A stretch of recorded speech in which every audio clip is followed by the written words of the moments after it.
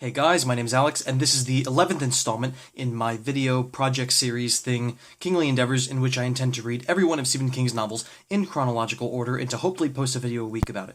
This week and a half kind of stretch, I did 2 of the novels, in part because I wanted to sync up the videos so that the 13th video is about the 13th novel and the 14th about the 14th, but also partly because what I'm gonna be referring to as the 12th novel isn't quite a novel, although it's ranked among his novels. Anyways, the 2 that I did are Pet Sematary, which is number 11, and the way lesser known and commented upon Cycle of the Werewolf, which is his 12th.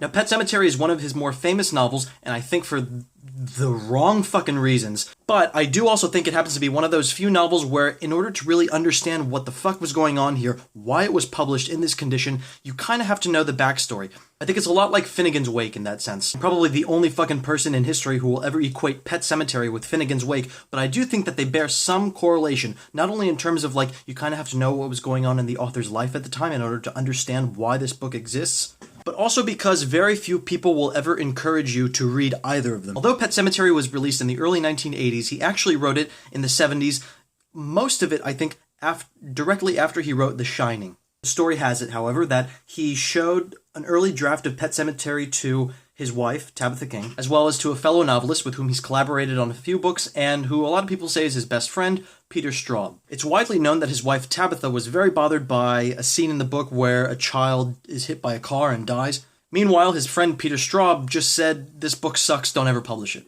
So Stephen King put it in his drawer and intended to follow his wife's suggestion and his friend's suggestion and never publish it. Then, apparently, there was a point in his career before Pet Sematary was published where an interviewer asked him, "Have you ever written something that was so terrible that you just put it in a drawer and forgot about it?" It just so happened that at this point in his career, there was such a novel in such a drawer. Pet Sematary, regrettably, has accumulated this kind of lore within Stephen King's body of work. It has this reputation of being the novel that was too scary to publish. And in reality, I don't know the man personally, I don't know Stephen King, but I'm inclined to say that if there's a reason he hated the book, there's a reason he didn't publish it and didn't want to publish it, it's because the book is fucking terrible. This is like one of his most polarizing books. It seems that people either love this book or they think it's an infernal piece of shit. I happen to belong to the latter camp. Here's the thing though, when he first published Carrie, Stephen King did not have an agent. An agent works between a publisher and a writer, essentially to make sure that the writer doesn't get fucked. What happened is that with Carrie, Stephen King signed a contract with his publisher, Doubleday. That contract said that whatever Stephen King might be owed in royalties, he would only be paid $50,000 a year. The idea is that, on the one hand, this gives writers a tax break. What the publisher does is whatever money is left over after that $50,000, they put it away and they invest it, and they make more money for themselves.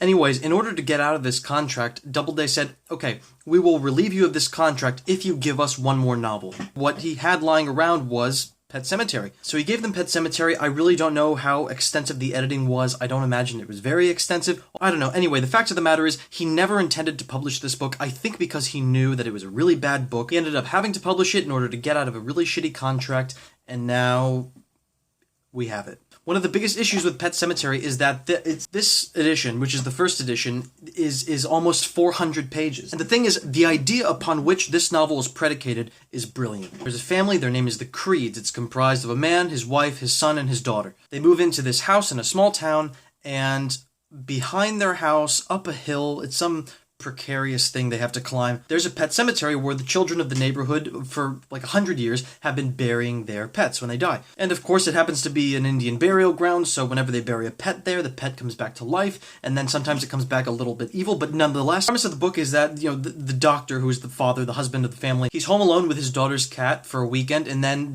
the cat dies. It gets hit by a truck. So he takes the cat up to the pet cemetery, he buries it, the cat comes back to life. He's ultimately very freaked out about the pet cemetery. He decides it's probably not the best idea. Then his son dies, his son gets hit by a truck as well, sends his wife and daughter off to visit his in-laws, then he goes and he digs up his dead son with the intention of burying the kid in the pet cemetery. In the span of like 30 pages, at the very end, the kid comes back from the pet cemetery, he's totally possessed and evil, he kills the neighbor, the mother comes back into town, then he kills the mother. The novel ends with the doctor, the husband, the father, killing his mutant zombie son, burning the remains, then carrying his dead wife up to the pet cemetery, burying her because he hasn't learned his lesson, and then it ends. The final scene of the book, the epilogue, is the wife coming back from the dead and embracing him. It's a very clever premise. That kind of shit is better for short stories. With a novel, you want substance. You want something meatier than just a clever premise, a clever sort of... Conceptually, I think that's why it should have been a short story or just a movie, as opposed to like a fucking 400-page novel. The other reason it should be a short story as opposed to a novel is because it's just senselessly long. It felt careless. This is not an exaggeration. I know it sounds like an exaggeration. There is a 4-page scene devoted to the father climbing a fence. The fence is not haunted. The fence is not amazing. The fence does not do backflips or fillet him. The fence is a fence. There are 4 pages chronicling his efforts to traverse the fence. He gets over the fence, he digs up his son, and then we're treated to 2 more pages of him climbing back over the fence. There is a 2-page scene in which King breaks down for us the step-by-step process by which the female lead buys a plane ticket. Like, characters will have these passing thoughts that contribute nothing in the way of characterization, that do nothing to move the story forward, but these passing thoughts are allowed to ramble for a paragraph, like 9 lines. I swear I'm not just trying to be obnoxious or anything. If you gave me like a red pen a week and like $7,000, I could easily cut 100 pages from this book. Not only could 150 pages from this book be easily cut, it would make the book so much fucking better. Every little step that the characters take is laboriously chronicled. And I think this is an interesting book for an aspiring writer to read because it calls into question the eternal maxim that's taught to young writers, which is don't, show it, don't tell it. This fucking novel is a great example of the fact that sometimes it's better to just tell the story as opposed to showing us everything about it. The next one I read, though, Cycle of the Werewolf, it's not quite a novel, but it's definitely a more enjoyable read than Pet Sematary. It's just about as violent as Pet Sematary, maybe a little bit more so, but one of the merciful juxtapositions is that this is only like 120 pages. Not only is it 120 pages, but about... I would say a third of those pages are comprised of illustrations. And the story is told over 12 chapters. Each chapter is based in a different month of the year, and they all just chronicle the werewolf attack from that month.